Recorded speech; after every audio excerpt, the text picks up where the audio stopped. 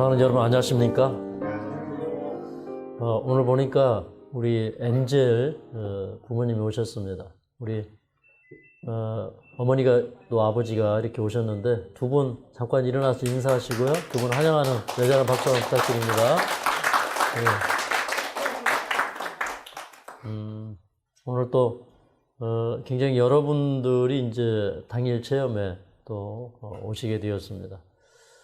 우리 이쪽에 계신 두 분은 당일 체험 오신 건가요? 예. 잠깐 일어나실까요? 네. 우리 두 분 환영하는 네 사람 왔어요. 네 분, 저 뒤에도 계시는, 네, 거기 뒤에도, 예. 잠깐 일어나시고요. 네 분 환영합니다. 네. 진심으로 환영합니다. 반갑습니다. 어제는 이제 제가 몸살이 더 심하게 와서 참 많이 앓았는데, 이제 밤새도록 이렇게 씨름을 하면서, 하나님께 참 많은 기도를 했습니다. 왜 그러냐면, 이제 하나님의 말씀을 전하는 일은 저의 또 사명이기도 하지만, 또 이 말씀을 듣는 사람들의 심령에 부흥이 일어나고, 또 치유가 되는 그런 역사를 저는 그칠 수가 없어서 어떻게든지 컨디션을 회복해서 이제 오늘 또 서고자 이게 많은 기도를 하고 또 밤새 씨름을 했는데 하나님께서 그래도 많이 회복을 주셔서 오늘 또 제가 설교하고 상담하는 일이 가능해졌습니다. 하나님께서 우리의 능력이 되어 주시고 우리의 치유자가 되심을 믿습니다. 저는 매 순간마다 하나님이 우리의 심령을 고쳐주시고 우리 질병을 치유해 주심을 믿습니다. 저는 그 하나님의 능력을 선포하며 믿으며 또한 그 역사를 일으키는 일을 해가면서 2020년을 예수님과 함께 걸어갈 것입니다. 그래서 오늘 또 이 역사에 동참하는 우리 모두에게 하나님의 각별하신 임재가 함께 하시기를 간절히 바랍니다. 여러분 부활의 신앙에 대해서 생각을 해보면 이것처럼 능력 있고 힘 있는 게 없습니다. 우리가 부활한 사람으로 살아가야 돼요. 근데 그 예수님을 따르는 사람들이 그 예수님을 볼 때 예수님은 말씀에 권위가 있으시고 또 예수님의 말씀을 듣다 보면 심령의 변화가 일어나고 병이 치유되는 그런 역사들이 많이 일어났어요. 성경은 그 예수님께서 어떤 특정한 사람들의 병 고치는 이야기들이 기록되기는 했지만 그것보다 사실은 더 많이 일어났던 역사가 무엇이냐면 사람들이 예수님께로 와서 말씀을 듣다 보면 치유가 일어나는 거예요. 그러니까 그런 수많은 역사가 많이 있었지만 그건 다 기록할 수가 없어요. 자기만이 아는 그런 역사들이 수없이 많았던 것입니다.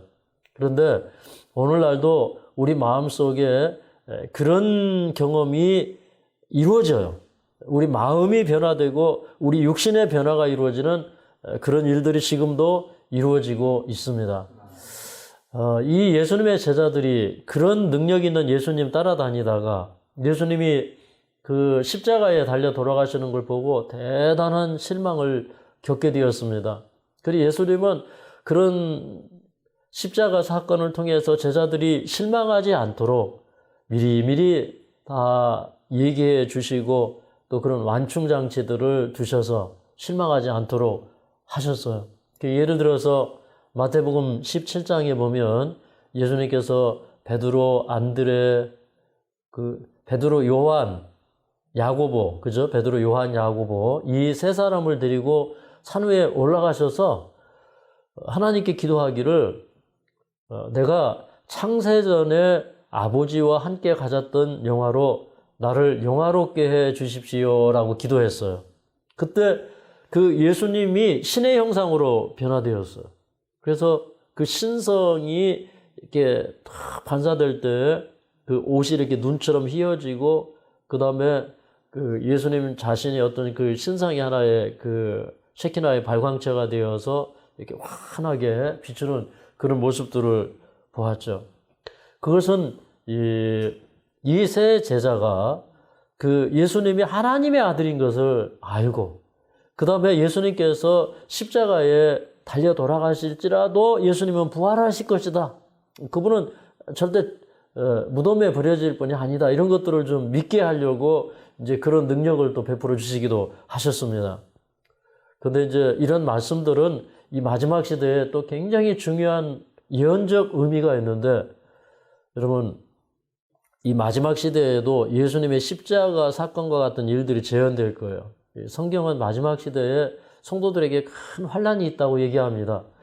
그러나 그 환란이 있기 전에 이 세 제자가 이렇게 변화산에 올라가서 그 예수님이 변화되고, 그 다음에 그 자리에 모세와 엘리야가 내려왔어요. 하늘에 승천했던. 그래서 죽음을 맛보지 않고 승천했던 엘리야, 죽었으나 부활해서 하늘에 올라갔던 모세가 와서 예수님과 함께 얘기하는 그런 장면을 보았거든요. 그것은 마지막 시대에 하나님의 백성들이 시련이 오기 전에 늦은 비 성령을 받을 것에 대한 하나의 예표입니다. 그 다음에 오늘 또 제가 예수님의 부활과 관련돼서 여러분에게 드릴 중요한 말씀 가운데 하나는, 예수님이 부활하신 다음에 이제 일요일 새벽에 부활하신 다음에 이제 일요일 저녁에 그 예수님의 제자들이 마가의 다락방에 숨어 있었습니다. 그런데 그 숨어 있던 자리에 예수님이 오셔서 아주 중요한 상징적인 행동을 한 가지 하셨어요. 이 뭐냐면 숨을 내쉬며 가라사대 성령을 받으라, 그렇게 얘기했어요. 숨을 내쉬며 가라사대 성령을 받으라. 그런데 저는 이 말씀을 연구하면서 깜짝 놀랐어요. 제가 왜 놀랐냐면, 여러분, 우리 이 사도시대에 성령이 언제 강림하셨습니까? 성령이 예수님이 승천하신 다음에 하늘 성소에 들어가셔서 제사장으로 취임하시면서 이제 그 예수님이 부활한 날로부터 50일째 되는 날, 오순절에 성령이 강림하셨어요. 그런데 예수님은 그 부활한 그 일요일 저녁이죠. 그러니까 그날 이미 제자들에게는 성령을 주셨어요. 참 놀랍지 않습니까? 근데 이게 이제 진짜 놀라운 것은 뭐냐면, 제가 깨달은 것은 이것입니다. 역사는 이렇게 이루어지는구나. 역사는 어디에서 이루어지냐면 다락방에서 이루어지는 겁니다. 이제 이런 말씀을 이렇게 우리가 연구하고 이런 말씀을 깨달을 때 우리에게 막 뜨거운 에너지가 들어와야 돼. 전율이 와야 돼. 저는 개인적으로 그랬어요. 그러면 자, 이 제자들이 오순절 성령이 아직 강림을 하려면 아직도 뭐 한 49일 정도 기다려야 오순절 성령이 강림할 수 있어요. 그러나 49일 전에 그들은 이미 성령을 받았어요. 예수님이 뭐라고 하셨냐면 숨을 내쉬며 가라사대 성령을 받으라. 오늘 이제 이 부분에 대해서 아주 중요한 부분을 우리가 연구를 하게 될 것입니다. 근데 성령을 받으라고 하는데 이게 숨을 내쉬면서 성령을 받으라 그랬어요. 그래서 마치 그 예수님께서 제자들에게 호흡을 불어넣는 것 같은 그런 행동을 하셨어요. 그러면 이제 왜 숨을 내쉬면서 예수님께서 성령을 받으라고 했는가? 굉장히 중요한 내용이기 때문에 우리가 깨달아 알아야 됩니다. 그러니까 여러분 이런 거예요. 왜 숨이라고 이 성령을 주시면서 예수님의 숨, 다시 말해서 예수님의 생명으로 성령을 주시는 사건을 묘사를 했어요. 뭐 예수님의 숨이 성령은 아니에요. 성령은 아버지 하나님이 개체를 가지고 계신 것처럼 역시 성령도 하나의 위격과 개체를 가지신 분이셔요. 맞습니까? 네, 그래서 예수님이 곧 성령은 아니에요. 근데 예수님이 숨을 내쉬며 가라사대 성령을 받으라 그랬어요. 그날 제자들에게 예수님께서 하신 말씀은 무엇이냐면, 얘들아, 너희가 이 복음 사업을 마치려면, 성령의 큰 은사를 받고 이 사업을 하려면 내가 살았던 그 삶을 너희도 살아야 된다. 나의 삶을 너희가 살아야 된다. 나의 생애를 살아야 된다. 이게 뭐냐면 예수님의 숨이었어요.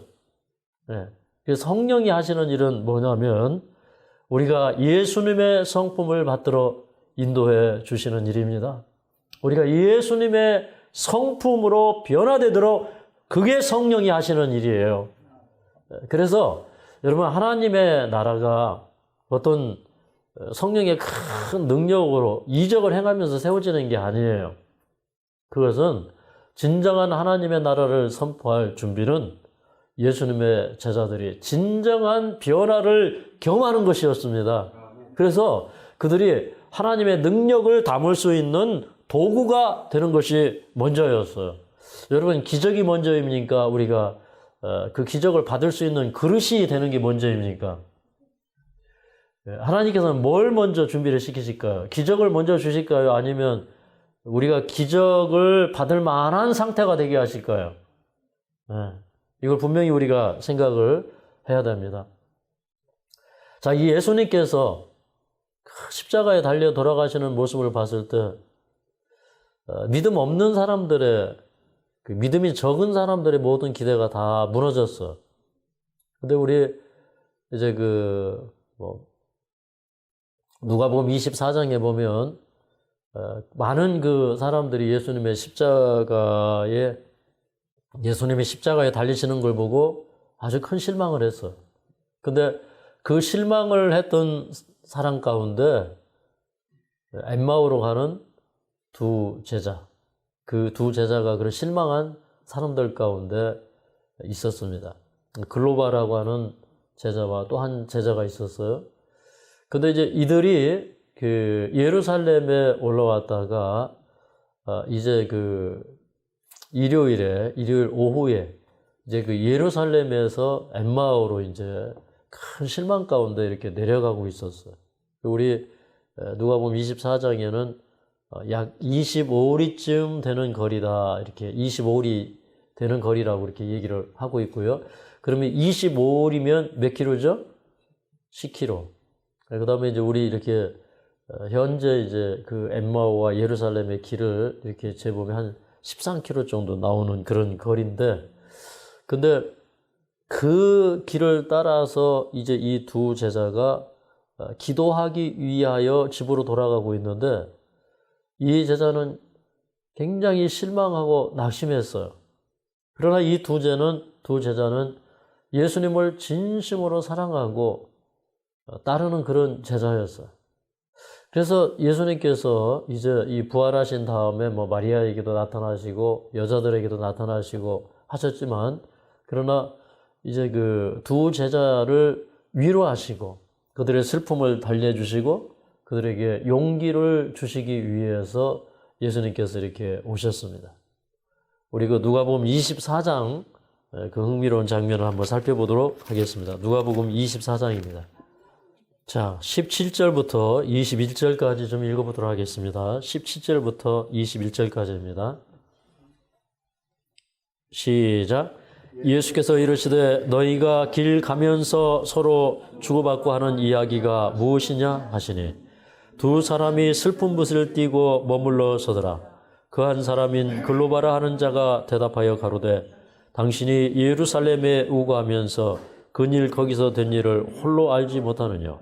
가라사대 무슨 일이뇨? 가로되 나사렛 예수의 일이니 그는 하나님과 모든 백성 앞에서 말과 일에 능하신 선지자여늘 우리 대제사장들과 관원들이 사형 판결에 넘겨주어 십자가에 못 박았느니라. 우리는 이 사람이 이스라엘에 구속할 자라고 바랐노라. 이뿐 아니라 이 일이 된 지 사흘째요. 이 두 제자가 근신하면서 갈 때 예수님께서 금방 알아볼 수 있는 그런 모습으로 온 게 아니라 좀 이렇게 다른 사람의 모습으로 이제 변장을 하고 이렇게 오셨습니다. 근데 이제 당신들이 이 노중에서 주고받는 얘기가 무엇이냐 그랬더니 이제 근래에 예수님께서 십자가에 달려 돌아간 사건을 얘기하면서 어떻게 당신은 그런 사건에 대해서 알지 못하느냐. 우리는 그분이 참 말과 일에 능하신 선지자고 또 그분이 이스라엘을 구속할 자라고 그런 기대를 가지고 있었다는 얘기를 합니다. 근데 이 제자가 가만히 보면 아직도 그 예수님이 메시아 되신과 또 그분이 그 십자가에 달리신 다음에 부활하셔야 된다는 그런 것들을 잘 아직 깨닫지 못하고 있어요. 그래서 예수님께서 이제 그들에게 아주 중요한 일을 시작을 하셨는데 그게 뭐냐면 모세의 글과 시편과 선지자의 글을 쭉 뽑아서 그 가운데 예수님에 관한 예언들을 쭉 뽑아서 자 이렇게 이 말씀이 선지자가 이렇게 이 고난을 받고 제3일에 부활해야 될 사실에 대해서 이 성경에 이렇게 기록되어 있지 않느냐. 그렇게 이제 얘기하면서 이제 뭐 사실 그 예수님의 십자가 사건은 아주 상세하게 묘사가 되어 있죠. 예를 들어서 시편 22편을 보면 저는 이 그 사복음서에 예수님의 십자가의 장면이 기록된 것보다 이 천여 년 전에 이 다윗이 영감을 받아서 기록한 시편 22편에 보면 예수님의 십자가의 장면이 더 자세하게 기록되어 있어요. 맞습니까? 심지어는 그 이 군병들이 그 예수님의 옷을 이렇게 그 제비 뽑아서 나눠 갖고 뭐 이런 것들, 그 십자가 앞에서 사람들이 조롱하는 장면들, 이런 것들이 굉장히 생생하게 묘사되어 있죠. 뭐 예수님이 뭐 미가서 5장 2절에 에브라다 베들레헴, 뭐 이사야 9장 6절에 보면 그 예수님의 그 출생은 이게 처녀에게서 날 것을 출생을 했고, 그죠? 그 다음에 뭐 그 두 강도 사이에서 돌아가실 거나, 또 그 다음에 뭐 남의 무덤을 빌려가지고 장사 지낼 거나, 뭐 예수님이 또 그 뭐 음부에 버려지지 아니하고 다시 부활할 것에 대한 그런 그 다윗의 예언이나, 이제 이런 것들을 전부 이렇게 풀어서 설명해 줄 때 그들이 깜짝 놀란 거예요. 지금 이제 그들이 지금 굉장히 혼란스러운 가운데 있었는데, 왜 그러냐면 오늘 아침에 이 무덤에 갔다 온 여자들, 그러니까 그 무덤에 어떤 여자들이 갔었냐면 그 가늠하던 현장에서 붙잡혔던 그 막달라 마리아, 그 다음에 야고보의 어머니 마리아, 그 다음에 이제 다른 그 뭐 살로메 뭐 이런 여자들이 이제 가가지고 예수님께서 부활하셨고, 그 다음에 무덤은 비어 있고 그들이 천사를 만났다는 얘기를 들었어요. 그 다음에 그 여자들의 얘기를 들은 베드로와 요한은 달려가서 그 무덤을 확인을 해봤어요. 그런 얘기를 들을 때, 야, 예수님이 돌아가셨는데 예수님이 또 부활하셨다는 얘기도 있고, 이게 뭔가 좀 혼란스러웠거든요. 그런데 그 예언의 말씀을 그들에게 풀어서 설명해 줄 때 그들이 그 말씀을 듣고 깜짝 놀란 겁니다. 예.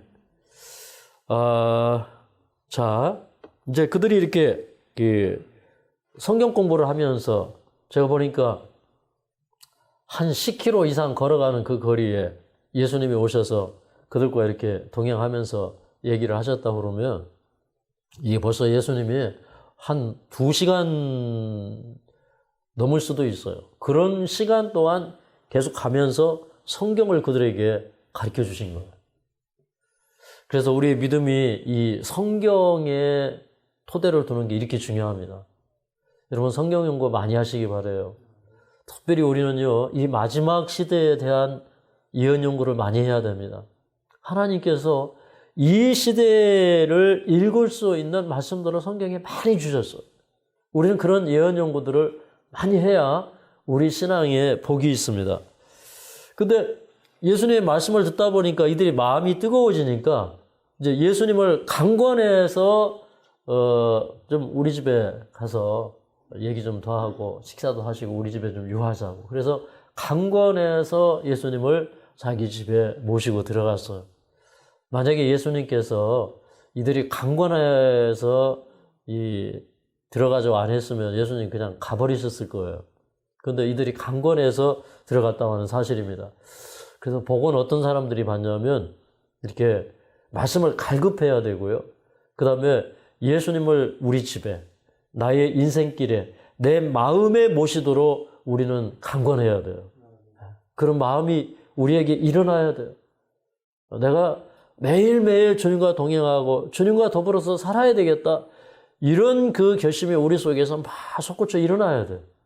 그런데 이제 그 예수님이 이제 그 안에 들어가셔서 그 다음에 이제 이들이 그 떡을 가지고 와서 저녁을 먹으려고 하는데 예수님이 이렇게 딱 손을 들으시고 축도를 하시는데 이 제자들이 깜짝 놀랐어요. 왜 그러냐면 그때 예수님께서 예수님인 것을 보이신 거예요. 보니까 이렇게 그 손을 보니까 못 박히셨던 그 손이에요. 음성을 들으니까 그 음성이에요. 그래서 여기 그 31절에 보면 31절에 보면 저희 눈이 밝아져 그인 줄 알아보더니 라고 얘기하고 있습니다. 그런데 그들이 이제 엎드려서 경배하려고 이렇게 보니까 예수님이 없어져 버렸어요. 자, 여기 32절을 좀 함께 읽도록 하겠습니다. 32절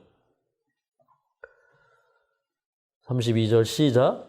저희가 서로 말하되 길에서 우리에게 말씀하시고 우리에게 성경을 풀어주실 때 우리 속에서 마음이 뜨겁지 아니하더냐. 여러분, 이 사도교회에 그런 엄청난 역사가 어떻게 일어나냐면 그 예수님이 부활하신 다음에 그 엠마오로 가는 두 제자에게 성경을 풀어주실 때 그들의 심령이 뜨거워졌다는 거예요. 그들에게 이 성경을 풀어줬다는 얘기는 성경을 열어줬다는 얘기예요. 근데 성경이 열리니까 마음이 뜨거워졌어요. 오늘날도 그럴까요? 저는 진리를 참 사랑합니다. 그리고 저는 저에게 주신 그 진리를 무엇보다도 사랑합니다. 근데 이 예수님이 부활하신 다음에 구약의 선지자들을 통해서 모든 예언하신 예언들이 다 성취되었다고 하는 그 사실을 공부하는 모든 사람들의 심령이 뜨거워졌어요. 왜 그랬냐면 특별히 그들은 예수님의 사역을 목격하고 예수님의 능력을 맛보아 알고 그의 이 가르침을 들었던 사람들이 많이 있었기 때문에 그 예수님이 부활하신 다음에 정말 그들은 의기양양해졌어요. 여러분, 참, 그 예수님께서 비록 돌아가셨지만 그분이 부활하셔서 그 다음에 자기 영광에 들어가셨다고 하는 사실을 안 그들은요, 세상에 두려울 일이 아무것도 없었어요. 예수님은 죽음을 정복하시는 걸 보게 되었어요. 그러니까 이들의 마음속에 어떤 마음이 생겼어요? 자, 우리도 죽어도 죽으면 아무것도 아니다. 다시 부활할 수 있다. 그리고 예수님께서 부활하셔서 영광에 들어간 것처럼 하나님을 신실하게 따르는 백성들은 그 영광에 들어가게 될 것이다. 그럴 때 여러분, 두려운 것도 없고 막 이 마음속에서 의기양양함이 일어났다 이 말입니다. 아멘입니까? 아멘. 네. 우리 심령이 좀 이렇게 되어야 돼요. 그런데 또 한 가지, 그 예수님께서 오셔서 이 엠마오로 가는 두 제자에게 예수님의 모습을 이렇게 딱 바로 보여주실 수도 있으셨어요. 근데 예수님은 자기를 다른 사람인 양 이렇게 다른 사람으로 오셔서 자기의 모습을 가리셨어요. 왜 그러냐면 이 사람들이 예수님을 보는 순간에 성경 연구할 마음이 생겨요, 안 생겨요? 안 생기죠, 그죠? 그냥 예수님을 봤으니까 그걸로 만족하는 거예요. 그 다음에 어떤 이적이나 능력을 먼저 보여주지 않았어요. 예수님은 그들이 무엇보다도 말씀을 이해하고 말씀 위에 서야 될 것을 아셨어요. 그래서 예수님은 우리에게 이적으로 오실까요? 예수님이 짠하고 나타나셔가지고 우리에게 보여주실까요? 제일 좋은 방법은 뭐냐면 우리에게 성경을 가르쳐 주시는 겁니다. 오늘날은 무엇으로요? 성령으로요. 또 주님의 종들을 통해서 하나님의 말씀을 배우게 하는 것입니다. 근데 여기 33절에 보면요, 33절, 우리 33절부터 35절까지 좀 읽어보겠습니다. 33절부터 35절까지 있습니다. 시작. 그 시로 일어나 예루살렘에 돌아가 보니 11사도와 및 그와 함께한 자들이 모여 있어 말하기를 주께서 과연 살아나시고 시몬에게 나타나셨다 하는지라. 두 사람도 길에서 된 일과 예수께서 떡을 내심으로 자기들에게 알려주신 것을 말하더라. 그런데 그 예수님의 부활을 목격한 그들은요, 지금 이미 해가 져서 어두워졌어요. 이제 오후에 길을 떠나기 시작해서 이제 이 저녁이 되었어요. 근데 그 어두운 밤길을 다시 달려가는 거예요. 적어도 몇 킬로예요? 10킬로. 10킬로를 가는 거예요. 근데 제가 이제 그 길이 어떤가를 좀 살펴보니까 그 길이요, 이렇게 지금처럼 잘 닦아진 그런 길이 아니에요. 이거는 산길이고 비탈길이고 오솔길이고 그런 길이 있는 그 길을 밤에 넘어지면서 엎어지면서 길 잘못 들어서 다시 길 찾으면서 캄캄한 밤에 그 길로 예루살렘으로 뛰어갔다는 거예요. 야, 이게 우리에게 이르러 와야 돼요. 여러분, 그 수가의 우물가의 여인이 그 예수님을 만났어요. 당신 그 남편을 불러오라. 그랬더니 뭐라고 그랬어요? 없습니다. 그래, 당신 말이 맞습니다. 예전에 남편 다섯이 있었지만 지금 있는 남편도 당신 남편 아닙니다. 그럴 때 이 여자가 뭘 느꼈냐면 자기 생애를 책장을 넘기듯이 다 보시는 그분을 알게 되었어요. 그런데도 자기에게 이렇게 찾아오셔서 호의를 베풀어 주시고 자기를 동정하시고 사랑하시는 그분을 볼 때 그분은 자기가 모든 것을 다 버리고 새롭게 되는 경험을 했어요. 그래서 그 예수님을 만난 순간에 그런 물동이를 버려두고 달려가서 사마리아에 가서 한 얘기가 뭐예요?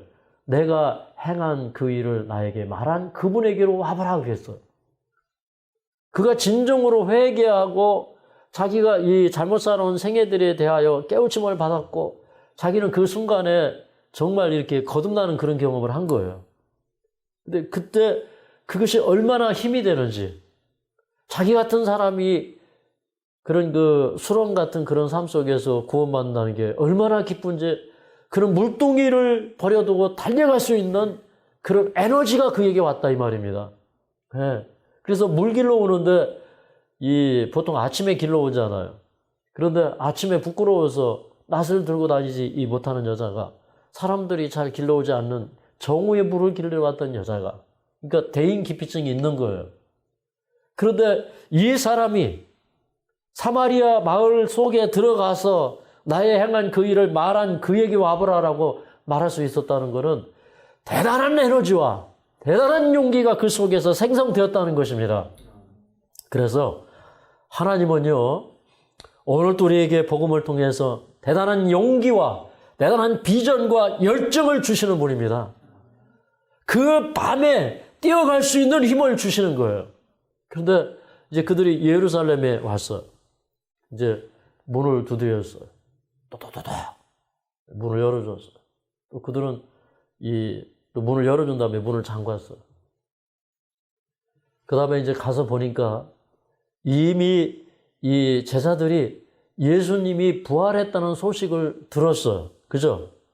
여자들에게서 또 마리아에게서. 그래서 들었어요. 그래서 이 제자들은 문은 잠고 꽁꽁 숨어 있었지만은 그들의 마음은 흥분되어 있었어요. 근데 그들이 가서 과연 주님께서 살아나셨다, 그러면서 이제 얘기를 해주는 겁니다. 그런데 그들 가운데 호련히 예수님께서 서십니다. 그 요한복음 20장에 보면 그들에게 오셔서 첫 번째 하신 말씀이 무엇이냐면 평안을 너희에게 주노라.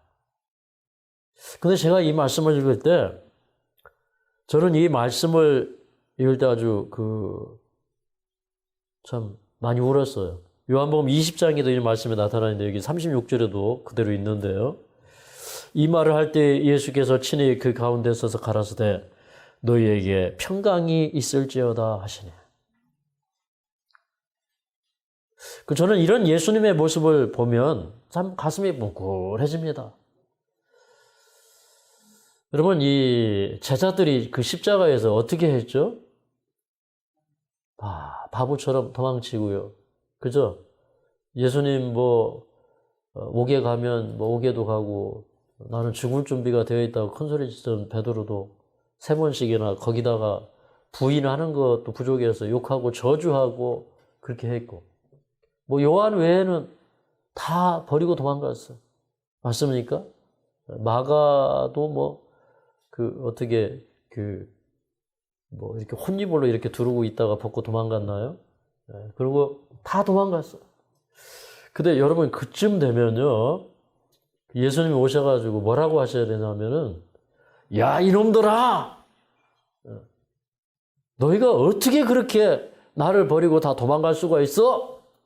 그래도 내가 누구야? 내가 이렇게 부활했잖아. 이러면서 좀 큰 소리 좀 한번 칠 건데. 근데 예수님 뭐라고 했냐면, 너희에게 평강이 있을지어다. 이거 저는 얼마나 감동인지 몰라요. 왜 그러냐면요, 우리도 인생을 살다 보면 신앙한다고 신앙은 했지만 신앙인답게 살지 못하고, 어려움이 있으면 뒤로 물러나고, 힘든 일이 있을 때 주님을 떠나가고 부인하고, 이렇게 한 게 우리 인생이더라고요. 제가 이제 어느 날 그 중국에 가가지고 이 장면을 읽는데, 특별히 이제 요한복음 20장으로 가서 조금 더 보도록 하죠. 이 같은 장면인데 요한복음 20장과 누가복음 24장을 조금 이렇게 서로 번갈아 가면서 보면 내용이 더 보충이 됩니다. 21절을 좀 함께 읽어보도록 하겠습니다. 시작. 예수께서 또 가라사대 너희에게 평강이 있을지어다.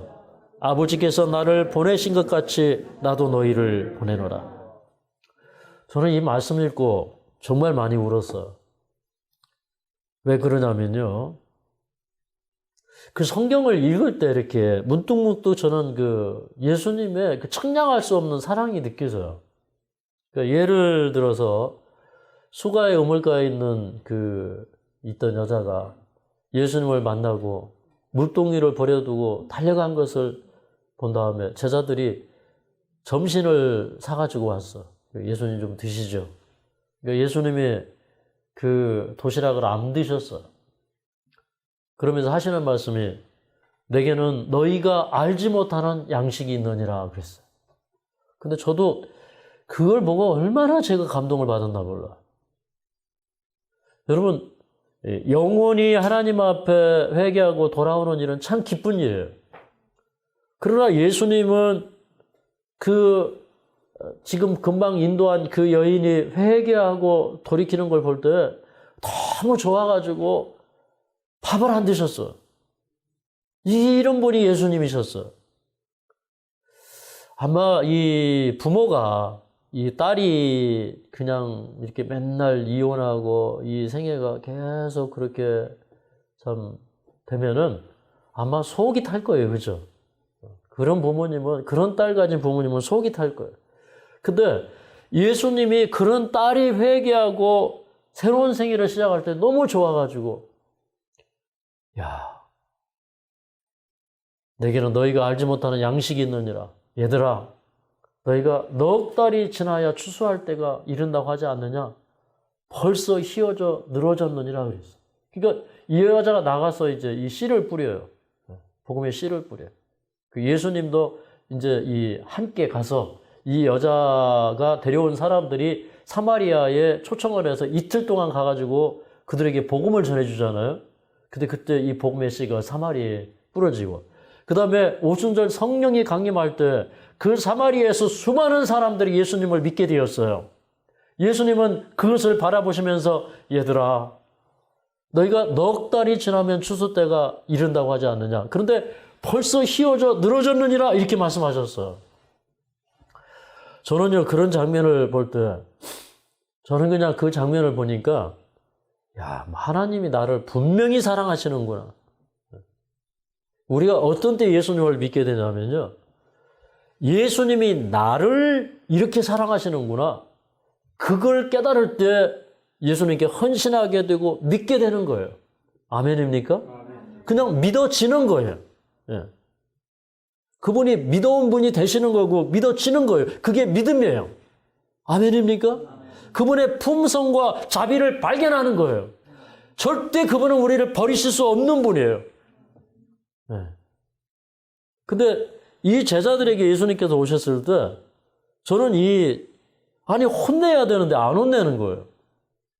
그러니까 이 마음이 복잡하고 막 무섭고 두렵고 혼란스러운 제자들에게 평안을 너에게 주노라 말씀하시는 거예요.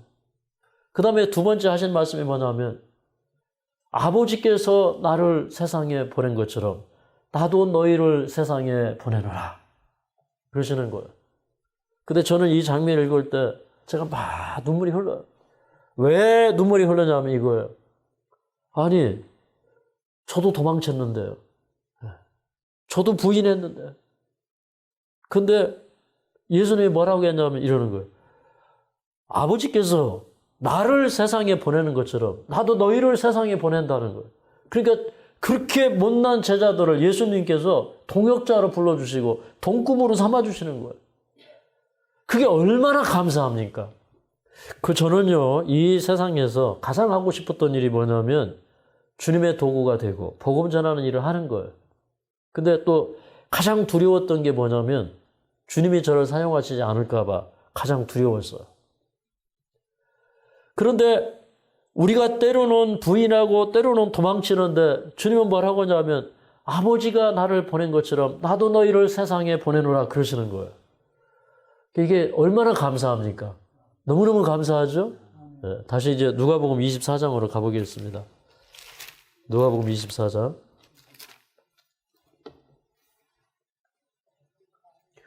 근데 사실은요, 그렇게 예수님께서 오셨는데 그들이 예수님을 볼 때 막 너무 놀라웠고 무서워했어요. 그래서 여기 뭐라고 했냐면 그 예수님을 영으로 생각했다고 그랬어요. 그래서 예수님께서 39절에 보니까 이렇게 얘기를 하셔요. 야 얘들아, 영은 원래 살과 뼈가 없지 않냐. 근데 나는 살과 뼈가 있어. 자 만져봐. 그 제자들이 예수님을 만져봤어요. 그러니까 분명히 예수님이 맞는 거예요. 그리고 이제 예수님께서 심지어는 자 좀 먹을 것 좀 가져와 봐 그래서 먹어보시는 거예요. 나 사람 맞아. 부활한 나 맞다 이 말입니다. 그 다음에 이제 또 제자들에게 하신 말씀이 여기 44절입니다. 44절부터 45절까지 읽겠습니다. 시작.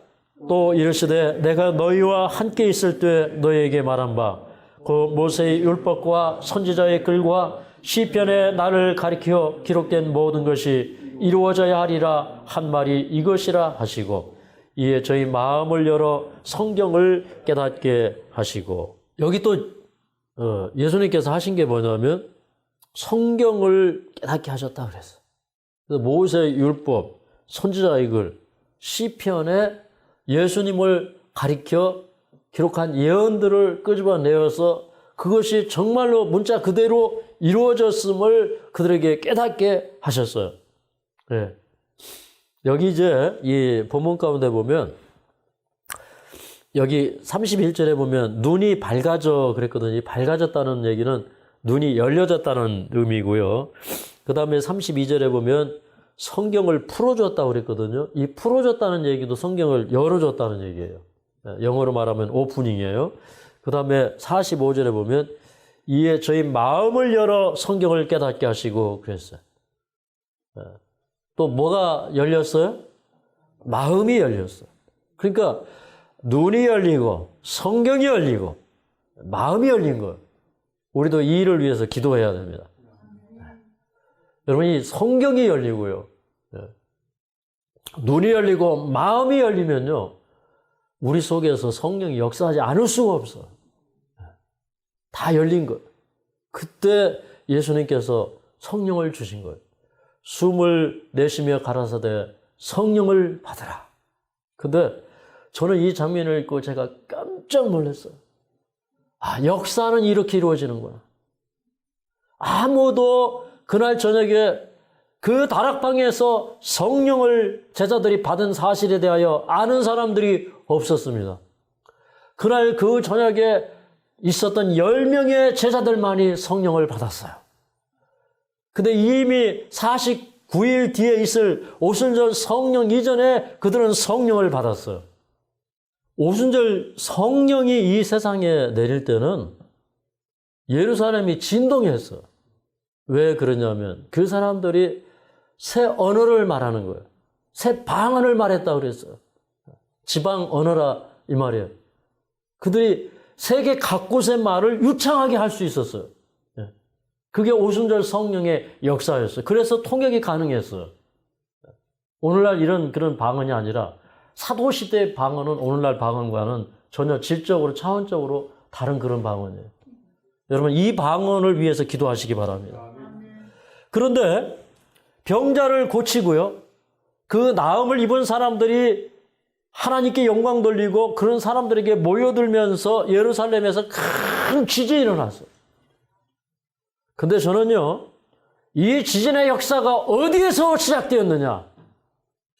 마가의 다락방에서 시작되었어요. 이제 엠마오로 가는 두 제자, 그리고 10명의 제자, 그 12제자에게 그날 주님께서는 성령을 열어주시고 눈을 열어주시고 마음을 열어주시고 그러므로 그들에게 성령 부음이 가능함으로 말미암아 역사가 시작되었어요. 저는 깨달은 사실이 있어요. 분명한 진리를 깨달았어요.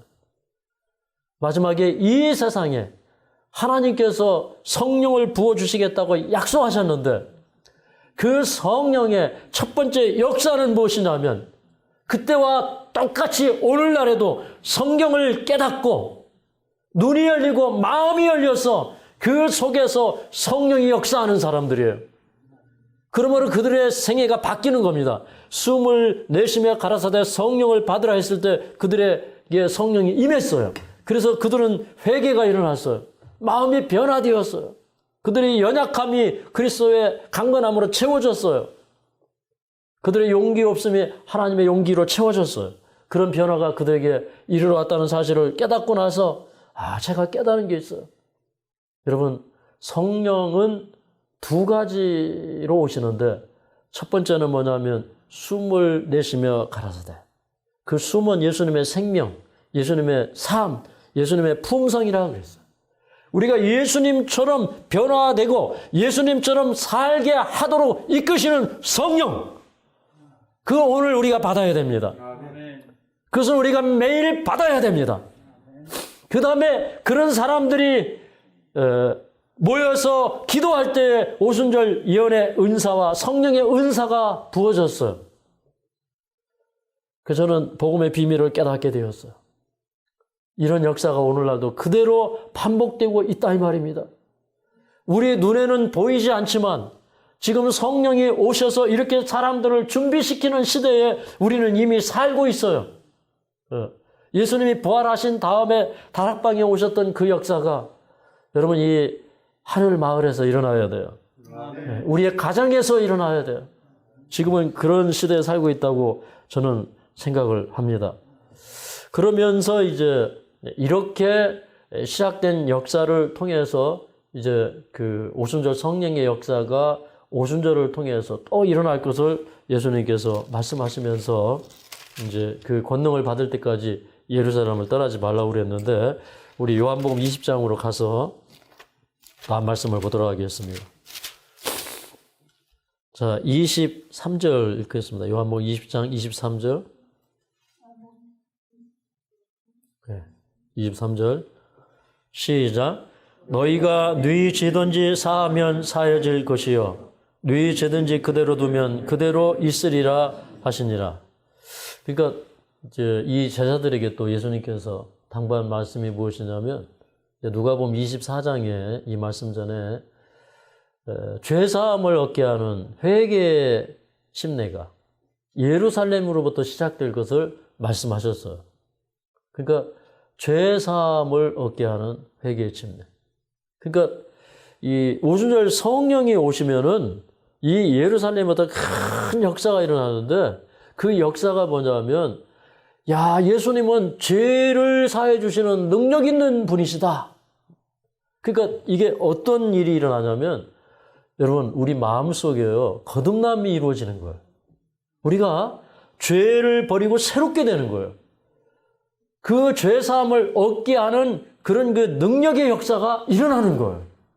정말로 우리가 이 가슴을 찢고 회개하고 죄를 버리는 그런 거듭남의 역사가 일어나는 거예요. 그래서 여러분 우리가 진심으로 주님의 뜻대로 살기 위해서 애써야 됩니다. 예. 그리고 하나님의 말씀의 신성성이 깨달아지는 거예요. 아, 하나님 말씀은 말씀 그대로 이루어지고 하나님 말씀은 그대로 이루어지는 능력이 있으니까 우리가 이 말씀 붙들고 이길 수 있고 승리할 수 있고 또 이 말씀으로 우리가 성장할 수 있다고 하는 그런 사실들을 깨달으면서 정말로 이 변화가 이루어지는 그런 경험을 하는 거예요. 그래서 이제 그들이 그런 복음을 가지고 나갈 때 그 말씀을 듣는 사람들에게 막 회개의 역사가 일어나는 겁니다. 그러니까 교회는 또 어떻게 해야 되냐면 그런 회개한 사람들을 거룩한 무리에 받아들이고 그들의 죄를 용서하고 하는 일들을 교회가 더불어 해야 했어요. 여러분 어떤 사람이 회개하고 돌아왔는데 아, 저 사람은 어떤 사람이야 하고 교회가 손가락질하면 돼요, 안 돼요? 안 되는 거예요. 그래서 여러분 죄는 예수님이 사해 주시고 죄 사함을 얻게 하는 능력, 죄로부터 자유케 하는 능력은 우리 인간이 줄 수 있는 게 아니에요. 예수님께로부터 오는 것이에요. 그런데 교회는 뭐 하는 거예요?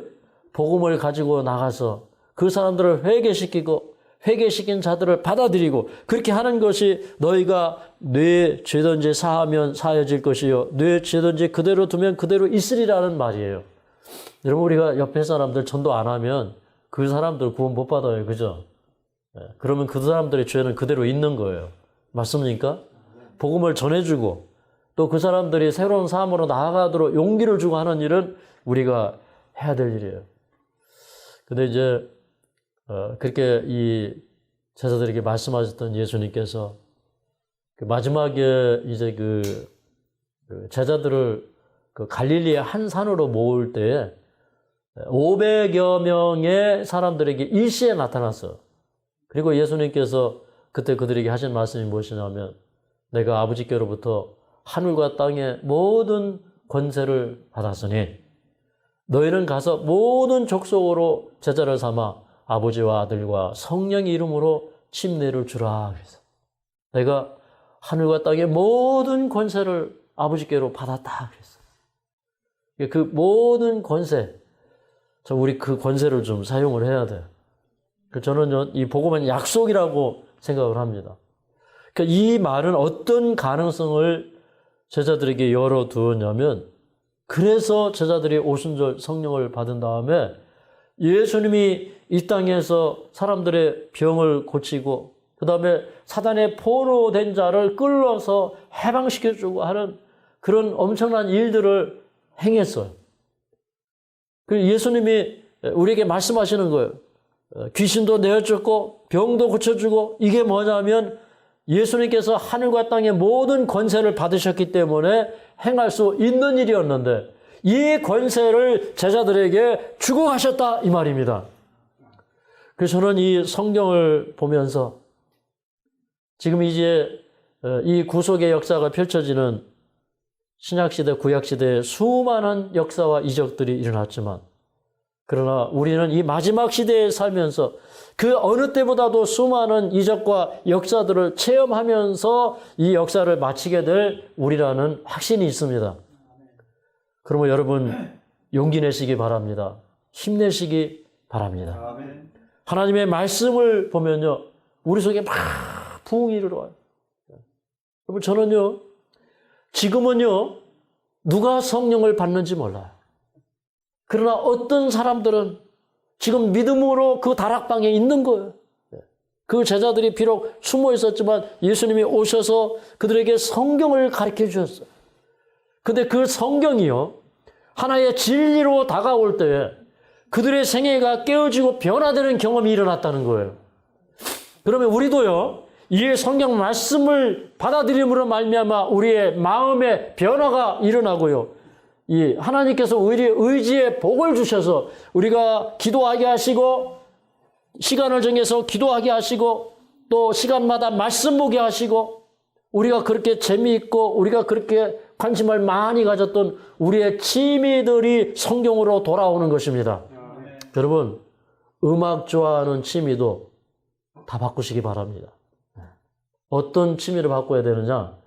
찬송가 많이 부르시기 바랍니다. 그런 취미도 바뀌어야 돼. 우리 모든 취미 다 바뀌어야 돼. 그래, 그림도 어떤 그림 그리면 좋을까요? 그림 그리는 취미, 음악하는 취미, 운동하는 취미, 핸드폰 보는 취미, 이거 다 바꿔야 되지 않습니까? 그래서 우리가 온전한 마음으로 주님께 드릴 때, 우리 마음이 주님께 갔을 때, 그리고 마음이 연락되었을 때, 주는 우리에게 놀라운 것들을 계시하시고 놀라운 역사를 베푸실 것을 믿습니다. 말씀을 마치겠습니다. 빈들의 마른 풀같이 시들은 나의 영혼 주님의 허락한 성경 간절히 기다리네 가물음에 마른 땅에 단비를 내리시니 성령의 단비를 부어 새 생명 주옵소서 반가운 미소리 들려 산천이 춤을 추네 봄비로 내리는 성령 내게도 주옵소서 가물음에 마른 땅에 단비를 내리시니 성령의 단비를 부어 새 생명 주옵소서 절 따라 우러를 내려 조목이 무성하네 갈급한 내 심령 위에 성령을 부어소서 가물음에 마른 땅에 단비를 내리시는 성령의 단비를 부어 새 생명 주옵소서 잠대신 사랑의 언약 어길 수 있사오랴 오늘의 흡족한 은혜 주실 줄 믿습니다 가물음에 마른 땅에 단비를 내리시는 성령의 단비를 부어 새 생명 주옵소서